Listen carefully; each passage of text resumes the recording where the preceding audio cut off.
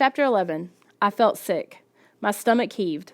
I pressed my hand over my mouth to keep my lunch down. I spun away from the monster and stumbled into the supply room. Dad? Dad? My voice burst out high and shrill. He had a huge bag of birdseed slung over his shoulder. He was carrying it to a pile of seed bags against the wall. Dad, come quick! He squinted at me. What's the problem? A customer? No, I stammered. It's... He lowered the bag to the floor, then followed me, wiping his hands again. Dad, look! I pointed to the front of the store. No one there. No monster. No Monroe. The store was empty. Dad crinkled up his face. Bean? What's up? What are you showing me? My mouth hung open. My heart was doing flip-flops in my chest. Monster, I choked out in a whisper. Dad groaned. Oh, Bean, not another imaginary monster. Is that why you dragged me out here? No, I took a breath. It wasn't imaginary, and it ate 2 gerbils.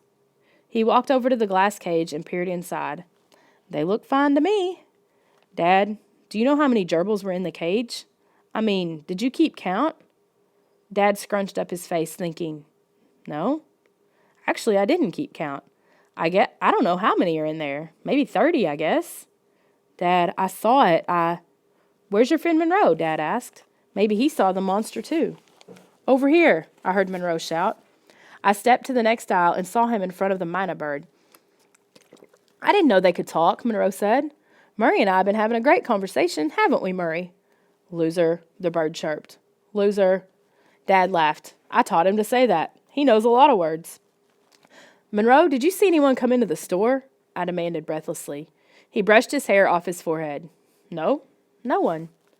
Are you sure? My voice cracked. Didn't you see something at the gerbil cage? Something standing over the cage? Monroe shook his head. No, I had my back turned. I was talking to the bird the whole time you were gone. Loser, Murray chimed in. He obviously liked that word. Didn't you hear anything? I cried. Monroe shook his head again. Dad put a hand on my shoulder. Calm down, Bean. What's the problem? Monroe asked. Bean has a monster problem, Dad told him. He has monsters on the brain. Dad, that's not fair, I snapped. I studied Monroe. Monroe is lying. He has to be lying. Murray, the mynah, bobbed his head up and down. Happy New Year, he declared. Dad and Monroe burst out laughing. Who taught him that? Dad said. Not me. I didn't laugh. I could still see that gorilla-sized monster sliding the 2 gerbils into his mouth. Why wouldn't Dad believe me? I wanted to scream. Aren't your parents supposed to believe you? I really wanted Monroe to be my friend, but the monster seemed to appear wherever Monroe went. The school, the hamburger restaurant, the pet shop. Was I really supposed to believe that Monroe wasn't a monster? But that didn't make sense at all. He seemed like a totally normal guy. Why would a totally normal guy keep turning into a monster? I kept thinking about this all the way home. My brain just kept turning it over and over. It was a mystery I had to solve. I couldn't think about anything else. I knew I had to try to take my mind off it. Dad dropped us off at home and left to do some errands. Can I hang out at your place? Monroe asked. No one's at my apartment. I stared at him. I had to say yes. I couldn't let him know that I suspected him of being a monster. Sure, I said. Come on up. Mom was away, so the place was empty. I showed Monroe the new 3D game player my parents had given me for my birthday. We played some racing games for a while. Monroe beat me every time because my mind wasn't really into it. My mind was still back at the pet store with the monster chewing up the gerbils, crunching their tiny bones in its teeth. I wanted to ask Monroe about it again. I wanted to demand that he tell me the truth. But I couldn't. Not because I was chicken, but because I didn't want him to think I was totally nuts. Monroe left around 5. I followed him into the hall. Catch you later, I said. Fun day. Yeah, fun day. He didn't wait for the elevator. He went thudding back down the stairs. I stepped back into my apartment and closed the door carefully behind me. I let out a long sigh. I was so relieved that nothing bad had happened. Monroe had acted like a normal guy. Later that night, I went into the kitchen and drank down a whole bottle of apple juice.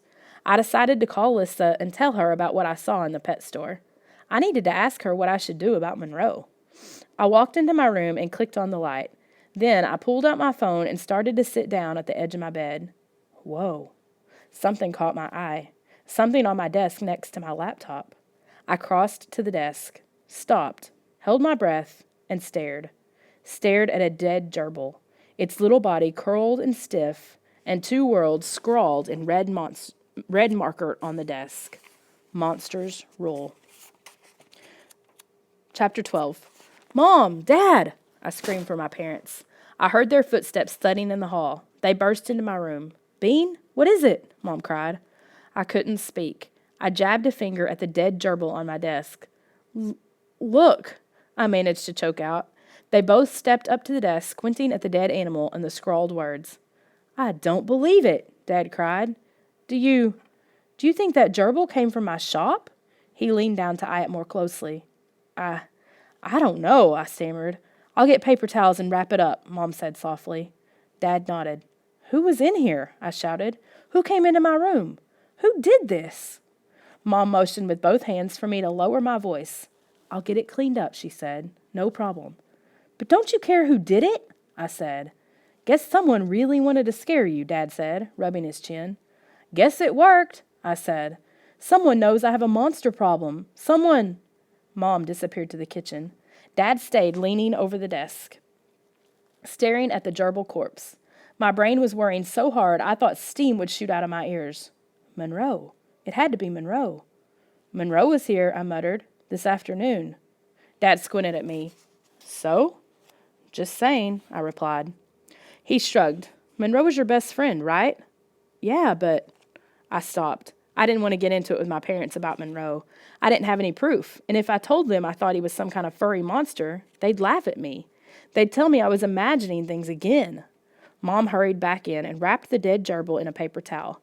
It was starting to smell really gross. I knew the smell would stay even after the body was gone. Mom got a sponge and wiped away the 2 red words. She shook her head. Bean, what do you think is going on here? Do you have any idea? No, I don't know. I really don't. I just know this is going to give me bad dreams for a week. I wasn't lying. I had a horrible nightmare that night. In this dream, I wasn't in the water. This time, I was running through our neighborhood. It was night, very dark and very cold, and I heard someone laughing, hard, cruel laughter. I ran to get away from it, but the laughter followed close behind me. I covered both ears with my hands and ran as hard as I could. But I couldn't escape it. The laughter grew louder until it became a roar, monster laughter, and I knew the monster was right behind me. I was afraid to turn around. I struggled to run faster. I ran behind houses, through hedges. I ripped through backyards and down a long alley, gravel crunching under my sneakers. Go away. Please, stop laughing. Stop following me. Again, I knew I was dreaming.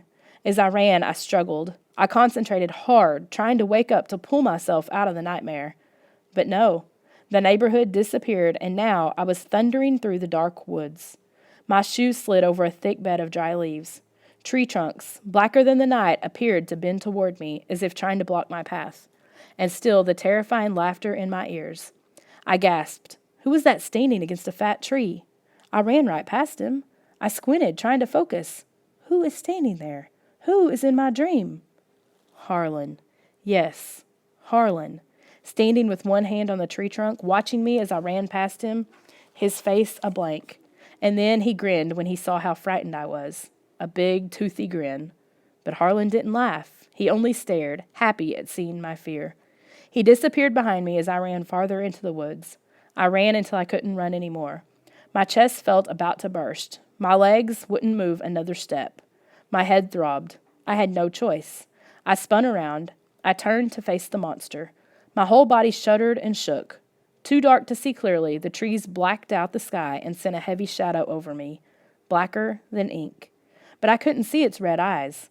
The monster's eyes glowed as if on fire, and I could see the outline of its broad, fur-covered body, and I could see it raise one giant paw and point it at me. It pointed at me, eyes blazing, and growled, "You're next. You're next."